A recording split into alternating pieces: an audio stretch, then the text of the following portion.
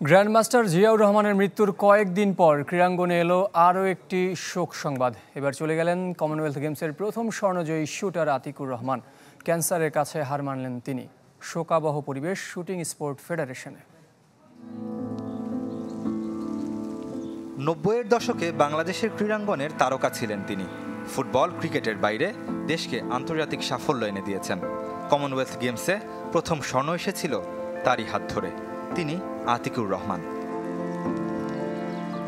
দেশের সম্মান বাড়ানো সেই শুটার আজ শুধুই ছবি।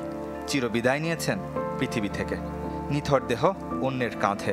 ৫৯ বছর বয়সে না ফেরার দেশে ক্রীড়াঙ্গনের এই নক্ষত্র। ৯০-এর অকল্যান্ড কমনওয়েলথ গেমসে আব্দুস সাত্তার নিনিকে সাথে নিয়ে পিস্তলের দলগত ইভেন্টে জিতেছিলেন স্বর্ণ, আর ব্যক্তিগত ইভেন্টে ব্রোঞ্জ। ৯৩-এ ঢাকা আর ৯৫-এ মাদ্রাজ সাফে আছে স্বর্ণ। প্রথম গোল্ড মেডেলই কিন্তু সে নিয়ে আসছে, এবং যেই কারণেই কিন্তু সেখান থেকে কিন্তু শুটিংয়ের ফেডারেশনের দিকে সবারই চোখ। শুটিং স্পোর্টস ফেডারেশন তথা আমি বলবো যে আমাদের স্পোর্টস অঙ্গনে একজন গুণী একজন ব্যক্তিকে আমরা হারালাম। শুধু সংগঠক হিসেবে না, কোচ হিসেবে না, সে প্রচুর শুটার নিজের হাতে তৈরি করেছে এবং প্রচুর শুটার মেডেলও পেয়েছে তার ট্রেনিংয়ে। কণ্ঠনালীর ক্যান্সারের সাথে লড়াই করেছেন এক দশক ধরে, কিন্তু শেষ পর্যন্ত হেরে গেলেন ৫৯ বছর বয়সে। রেখে গেছেন স্ত্রী, ২ সন্তান। শোকে স্তব্ধ তার উত্তরসূরিরা। আসলে সে গুরু কিংবা বস টাইপের আর কি আমার জন্য।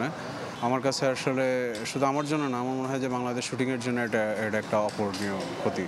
আমাদের নিজের একজন মানুষ হারাইলাম আমরা, খুব কাছের মানুষ। তো এই ক্ষেত্রে আমাদের সকল শুটার আমরা ব্যথিত আজকে। শুটার অধ্যায় শেষে কোচ, সংগঠক হিসেবেও অনেক দিন শুটিংয়ে জড়িয়েছিলেন আতিকুর। অসময়ে চলে গেলেও ৩৪ বছর আগের কীর্তিতে চির স্মরণীয় হয়ে থাকবেন। রেদওয়ান শুয়েব, চ্যানেল 24, ঢাকা।